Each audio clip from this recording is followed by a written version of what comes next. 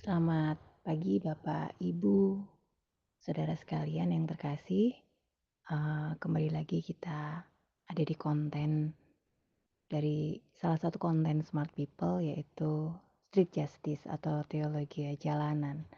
Senang sekali rasanya kalau saya boleh dikasih kesempatan oleh tim Smart People untuk kembali membagikan sedikit kesaksian ataupun sedikit pengajaran tentang apa yang mungkin sama-sama kita alami dalam kehidupan ini. Eee, Baru-baru ini saya mendengarkan salah satu konten juga di Smart People yaitu Business Room, di mana waktu itu Cik Leni kalau nggak salah yang baru-baru aja sih tanggal 11 Agustus kemarin kalau mungkin Bapak Ibu juga mendengarkan tentang, pengalaman hidup ketika harus memasuki satu dunia yang selama ini mungkin tidak pernah dibayangkan akan, dialami atau dikerjakan. Bagaimana beradaptasi, bagaimana berserah kepada Tuhan, bagaimana berusaha dengan maksimal, dan lain sebagainya. Dan proses itu akan terus berjalan ya.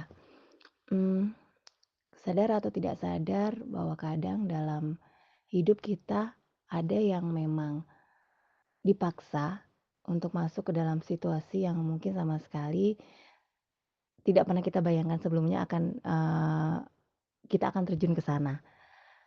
Atau mungkin karena kesalahan ataupun akibat satu peristiwa juga kita, harus, mengalami hal-hal yang mungkin selama ini tidak kita bayangkan harus kita kerjakan. Jadi Bapak Ibu Saudara, setelah sekian lama kurang lebih sekitar 1,5 tahun mungkin ya, saya stay di rumah.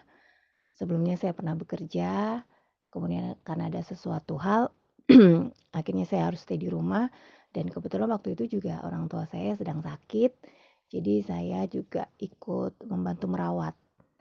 Tapi kemudian beberapa bulan yang lalu ayah saya, dipanggil oleh Tuhan dan akhirnya waktu itu saya memutuskan untuk, saya kembali untuk bekerja atau berkarya.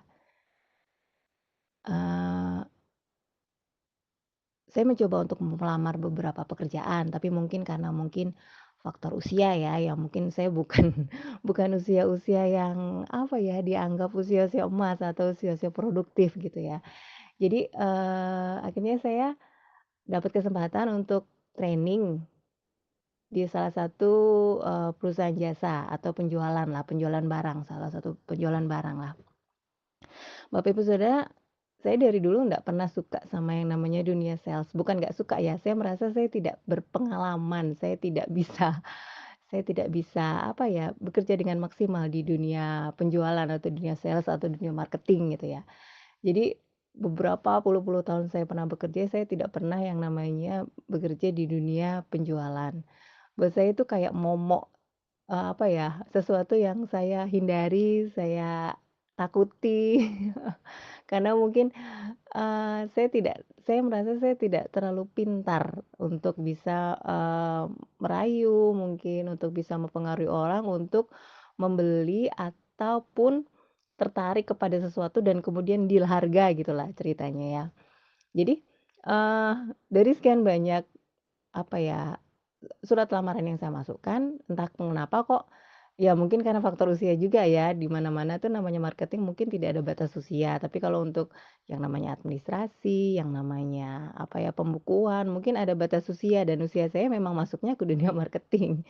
Jadi, okelah waktu itu karena, apa ya, ya sudahlah saya coba gitu lah ya, saya coba, nggak papalah Tuhan mungkin saya dalam benak saya masih gini, "Oh iya mungkin ini yang Tuhan tunjukkan untuk saya dari sekian banyak hal, dari sekian banyak interview," gitu. Akhirnya saya, apa namanya, yang lolos di bidang ini gitu kan.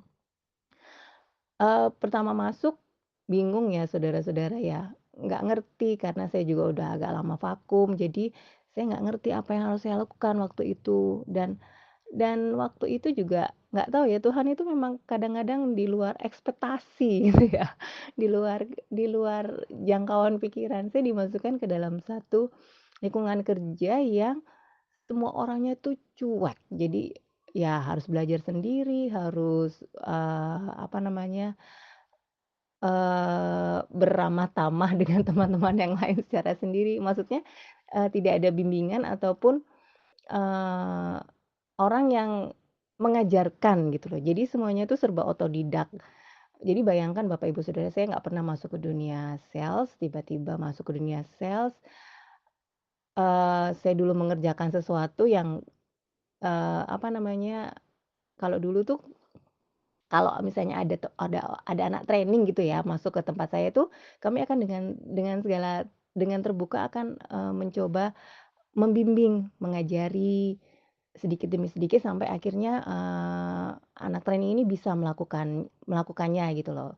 Tapi di sini saya dituntut untuk saya harus belajar dari semua, apa namanya, semua ilmu. Jadi tentang tentang produk, tentang harga, kemudian tentang diskon, tentang cara pembayaran dan segala macamnya gitu. Dan saya harus belajar sendiri, akhirnya ya sudah gitu kan, karena okelah nggak apa-apa, saya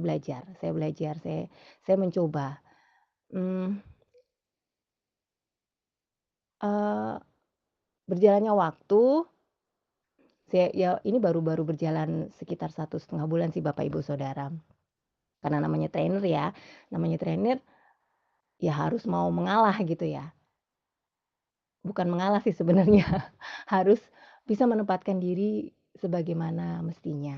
Jadi saya juga diajarkan tentang, apa namanya, kerendahan hati. Jadi mungkin di waktu sebelumnya saya mungkin sudah, apa ya, berbeda 360 derajat. Sekarang saya harus rendah diri, saya ini ceritanya kosong nih, udah saya nggak punya ilmu apa-apa, saya nggak punya, apa namanya, pikiran bagaimana, ide apapun saya nggak punya. Jadi saya harus belajar merendahkan diri untuk saya mau untuk, apa ya, mendekatkan diri, belajar segala sesuatunya, dari apapun ya, dari YouTube mungkin, dari saya bertanya, dari saya melihat, saya mengamati gitu, saya belajar dan ya nggak mudah ya Bapak Ibu Saudara dengan begitu banyaknya, produk yang harus, saya hafalkan di luar kepala. Dan, sama seperti kehidupan ya. Jadi waktu itu mungkin pastor senior kita pernah menyinggung tentang hutan. Jadi saya ibaratkan hutan itu adalah suatu tempat yang kita masuk, kita nggak tahu di dalamnya tuh ada apa. Dan pastinya pikiran kita adalah sesuatu yang, mmm, apa ya, mungkin sedikit menyeramkan, mungkin sedikit menakutkan, atau sedikit punya tantangan, atau sedikit punya, trik bagaimana menghadapi segala sesuatunya. Karena kalau misalnya dianalogikanlah kita masuk hutan, kita nanti akan ketemu dengan harimau, ketemu dengan singa, kemudian ular mungkin, dan segala sesuatunya yang harus kita hadapi. Jadi, saya juga belajar Bapak Ibu Saudara bahwa tidak selamanya bahwa, kalau mungkin dulu saya pernah mengalami dunia kerja ya mulus-mulus aja gitu ya, semuanya baik-baik aja gitu kan. Tidak ada apa ya, tidak ada gejolak, tidak ada friksi-friksi yang mungkin, apa namanya, terlalu terlalu keras, tidak ada benturan-benturan yang terlalu keras, semuanya slow, semuanya tenang, semuanya bisa diatasi. Tibalah waktunya saya menghadapi sesuatu hal yang mungkin selama ini tidak pernah saya alami gitu loh. Dan saya mencoba belajar gitu loh. Jadi, ada satu masa ketika, apa ya Bapak Ibu, merasakan rasanya ditusuk dari depan, tanda kutip. Jadi saya ada satu customer, saya sudah coba maintain berminggu-minggu gitu ya, ternyata, customer ini direbut oleh teman saya, teman satu kantor, mungkin beda tim ya, beda tim, tapi teman satu kantor. Dengan cara-cara yang tidak pernah saya duga sebelumnya. Dengan cara yang saya pikir bahwa, mmm, semuanya akan berjalan dengan sesuai dengan, apa yang saya inginkan, dengan sesuai dengan, track yang ada, bahwa, oh caranya seperti ini gitu kan. Tapi ternyata ada satu X factor atau, hal di luar yang tidak pernah saya perkirakan sebelumnya. Jadi bagaimana tiba-tiba customer ini diambil dan deal dan akhirnya menjadi milik teman saya. Ya waktu itu rasanya kecewa ya Bapak Ibu, dan belum lagi belum sampai situ aja juga saya juga akhirnya dimarahin sama, apa namanya, sama supervisor saya waktu itu yang ada di atas saya, maksudnya yang dia bertanggung jawab lah atas saya. Udah udah ditusuk dari depan, masih agak diomelin juga, tapi saya belajar bahwa, oh ya mungkin saya juga harus belajar, kebetulan ini senior ya. Oh, saya juga mungkin harus lebih belajar lagi bagaimana cara maintain, bagaimana cara, berkomunikasi yang baik, bagaimana cara meyakinkan dengan lebih baik gitu ya. Walaupun ya agak agak apa ya Saudara ya, agak agak nyesek juga sebenarnya. Udah sampai tinggal sedikit lagi gitu kan, tinggal sedikit lagi nih udah oke gitu kan. Apalagi untuk anak anak training seperti saya ya yang begitu mengharapkan adanya satu poin yang bisa satu pembuktian bahwa, oh ternyata saya bisa, tapi ternyata memang mungkin juga Tuhan belum izinkan di sana. Jadi mungkin saya harus banyak belajar, saya harus tahu segala sesuatunya dengan baik.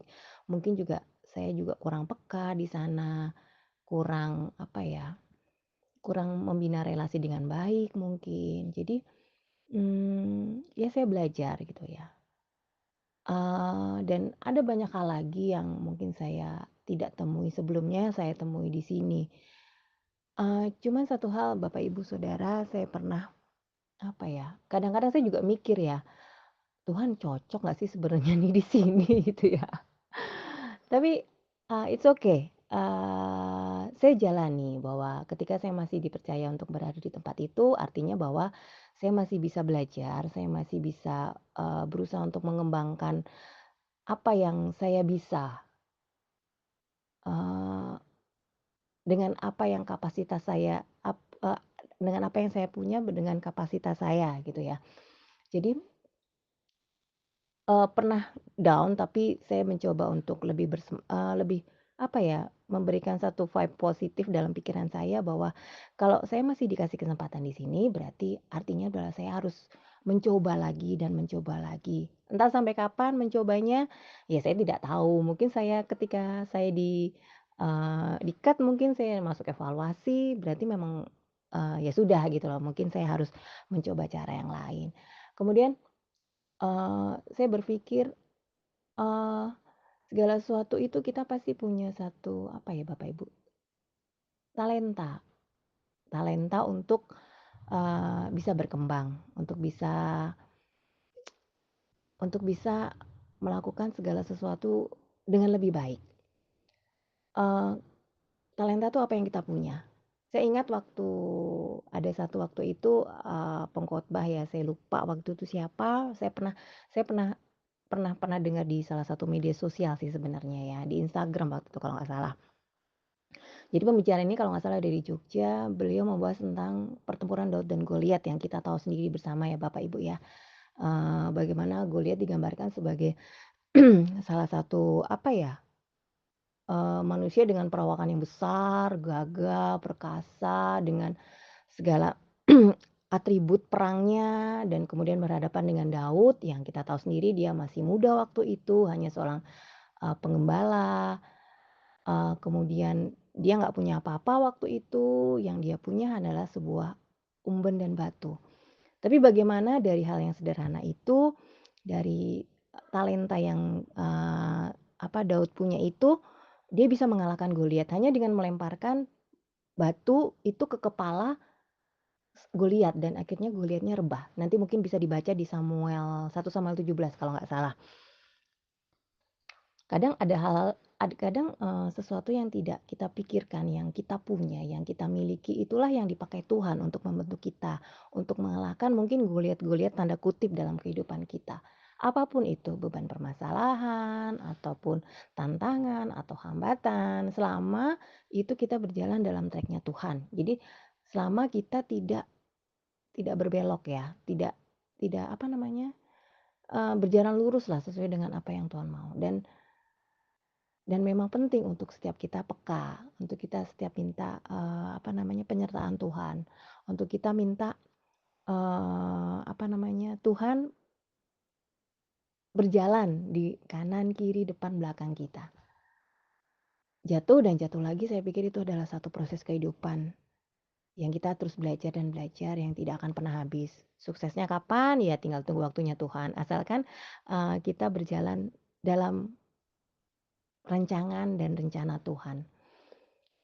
Eee, Tetap percaya ya, seperti yang mungkin beberapa waktu ini ditulis juga oleh pastor senior kita bahwa tetap percaya di antara ketidakmustahilan. Saya juga sekarang juga masih masih agak, "Aduh Tuhan ini kayaknya kok mustahil ya, dengan sekian banyak tantangan." Ternyata memang, dunia ini adalah benar-benar dunia yang baru buat saya. Jadi banyak trik, banyak entahlah, banyak hal-hal yang tidak pernah saya bayangkan, oh ternyata saya alami. Tapi itu memperkaya kita sebenarnya, memperkaya, memberikan hikmat, memberikan pengetahuan untuk kita bisa punya pengalaman yang lebih banyak untuk nanti mengalami hal-hal yang mungkin di depan mungkin jauh akan lebih sulit, jauh akan lebih, lebih lebih complicated mungkin ya.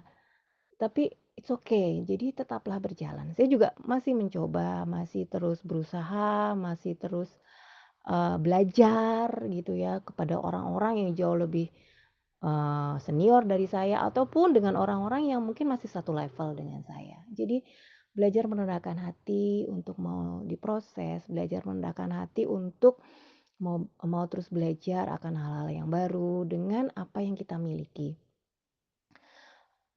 Saya percaya bahwa walaupun kadang kita suka khawatir, kita suka takut ya, "Aduh bisa nggak ya? Aduh saya bisa mampu nggak ya?" Tapi kalau selama kita khawatir dan takut, ya kita akan nggak pernah bisa berjalan gitu, kita nggak pernah bisa melangkah. Saya pun gitu jadi Bapak Ibu Saudara. Jadi, ya kadang juga namanya manusia ya, apalagi juga sudah mungkin, ada tekanan sana sini lah ya, tekanan banyak hal lah. Pasti kita merasa down, kita merasa takut, kita merasa khawatir. Apa yang harus saya lakukan? Ya saya cuman bisa mensugesti diri saya dan saya berdoa sama Tuhan bahwa, "Sertai aku Tuhan." Itu aja. Ya saya bersyukur bahwa saya sampai saat ini masih bisa ada seperti saya ada sekarang dengan dukungan dari banyak orang mungkin, dukungan dari keluarga, dukungan dari smart people, dalam banyak hal gitu ya, dibangun secara rohani, kemudian dibantu juga mungkin secara materi dan saya mengucap syukur saya masih boleh ada sekarang, saya boleh berkarya walaupun mungkin tidak terlalu kelihatan, tidak signifikan gitu loh, tapi ya berjalan saja dengan proses apa yang ada. Jadi tetaplah kuat, tetaplah bertahan, tetaplah setiap hari menyemangati diri sendiri. Semangat gitu ya bahwa kita pasti bisa melalui segala sesuatunya. Ya takut wajar, khawatir wajar, itu hal-hal yang manusiawi saya pikir. Tapi, percayalah bahwa kita kita kita sudah menyerahkan, kita mungkin sudah doa sama Tuhan, kita mohon penyertaan Tuhan, Tuhan pasti akan kasih satu ketenangan dalam hati kita, dalam batin kita, untuk kita bisa melalui hari demi harinya dengan baik. Jadi stay strong, stay on the record,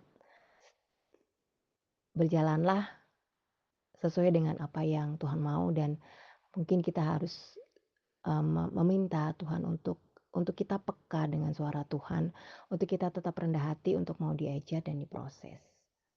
Mungkin begitu dari saya, semoga, ini sedikit banyak bisa, apa ya, memberikan satu warna baru untuk Bapak Ibu Saudara sekalian bahwa kita semua belajarlah dari setiap apa yang kita alami.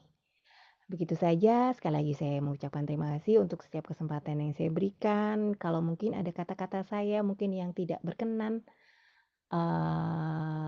dari dasar yang paling dari dasar hati yang paling dalam saya mohon maaf. Mungkin ada kurang dan lebihnya, tapi biarlah Tuhan yang memberikan hikmat yang benar atas setiap, kita masing-masing. Terima kasih, Tuhan Yesus memberkati, tetap semangat menjalani hari ini. Haleluya, amin.